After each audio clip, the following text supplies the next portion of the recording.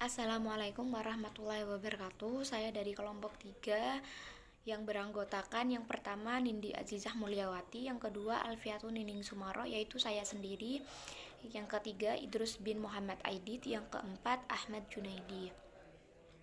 Di sini saya dan teman-teman akan memaparkan materi mengenai kaidah tentang kesulitan. Baik, poin yang pertama yakni kaidah masyaqqah yang mana berbunyi al-masyaqqatu tajlibut taisir. Kesulitan bisa menarik pada kemudahan. Kaidah ini termasuk kaidah fikih yang sangat penting untuk dipahami karena seluruh rukhsah dan keringanan yang ada dalam syariat merupakan wujud dari kaidah ini. Segala kesukaran, kepayahan, dan kelelahan merupakan penyebab adanya kemudahan. Contoh aplikasinya kebolehan akad salam dan istisna, padahal ada gharar.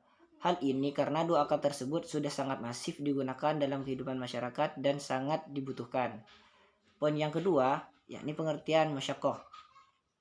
Masyaqqah secara bahasa sulit atau berat, keletihan, kepayahan, dan kesempitan, sedangkan kata at-taisir adalah as-suhlat, yang artinya gampang, mudah, dan ringan. Menurut ahli bahasa, kata al-masyaqqah secara etimologi bermakna at-ta'bu, yaitu kelelahan, kepayahan, kesulitan, dan kesukaran sebagaimana terdapat dalam Quran surat An-Nahl ayat 7 yang berbunyi Bismillahirrahmanirrahim.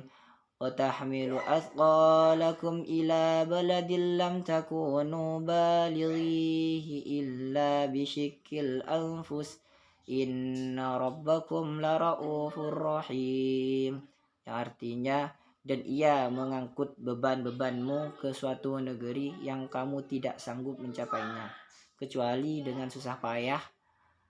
Sungguh Tuhanmu Maha Pengasih, Maha Penyayang. Quran Surat An-Nahl ayat 7. Masyaqqah secara istilah menurut As-Satihibi ada 4 makna.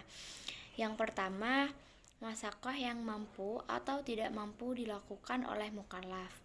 Yang kedua, masyaqqah yang mampu dilakukan mukallaf tapi menimbulkan kesulitan yang berat. Yang ketiga, masyaqqah sebagai kesulitan yang tidak sampai keluar dari kebiasaan umum. Yang keempat, masyaqqah yang dimaknai sebagai melawan hawa nafsu. Sedangkan dalil sunnah Nabi Muhammad SAW terdapat beberapa hadis yang memiliki makna terkait kaidah ini. Di antara yang paling dekat maknanya dengan kaidah adalah ad-din bin al-hanifah as-samhah.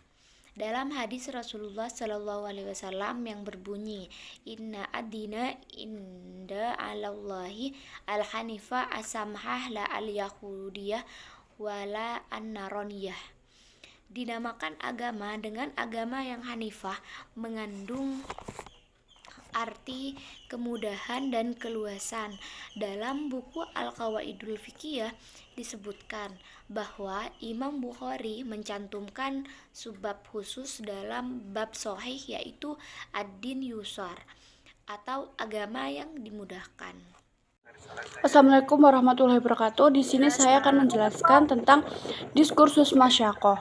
Makna al-masyaqqah yang mendatangkan kepada kemudahan atau tasyir, yaitu kesukaran-kesukaran yang melewati batas kebiasaan yang keluar dari kemampuan manusia.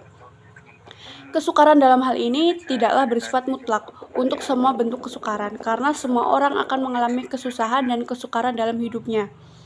Kesukaran di sini hanya pada hal-hal yang bersifat mencegah kepudaran atau eksistensi jika tetap menjalankan perintah.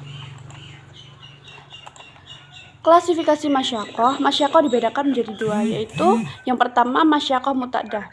Masyaqqah muta'addah adalah kesulitan yang dialami di mana manusia mampu mencari jalan keluarnya sehingga ia belum masuk pada keterpaksaan. Yang kedua, masyaqqah ghairu muta'addah.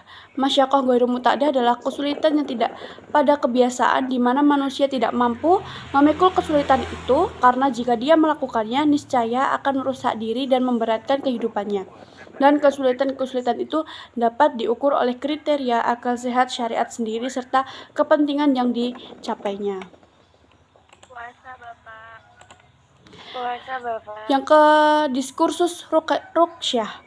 Rukshoh atau keringanan secara bahasa diartikan sebagai lain atau lembut, yus mudah, tawasu atau longgar, dikatakan dalam Misbah al-Munir al-Rukshoh, yaitu tashil dan tasyir atau kemudahan. Ketika syara memberi rukshoh, maka memberikan kemudahan bagi mukallaf.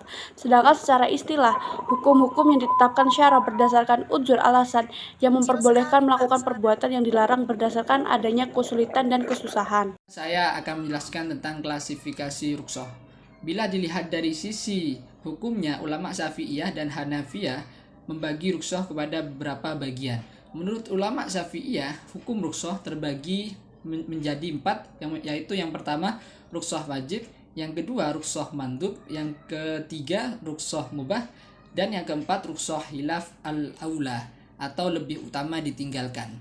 Cabang-cabang kaidah.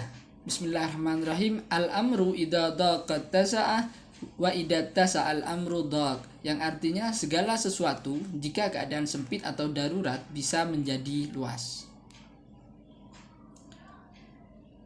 Kaidah tersebut diperbolehkan melakukan keringanan atau kemudahan di dalamnya hingga hilangnya sesuatu yang membahayakan atau yang menyulitkan itu. Namun apabila bahaya dan kesulitan itu telah hilang, maka perkara itu kembali ke keadaan semula atau saat belum mengambil keringanan. Selanjutnya, mustasnayat. Kaidah ini tidak dapat diberlakukan dalam aktivitas yang diisyarahkan untuk menjaga keselamatan dari akibat yang mungkin ditimbulkan. Dalam arti, jika terjadi efek yang merupakan dampak dari perbuatan yang seharusnya dapat dihindari, maka kerelaan, izin atau legalitas yang diberikan tidak begitu saja menjadikan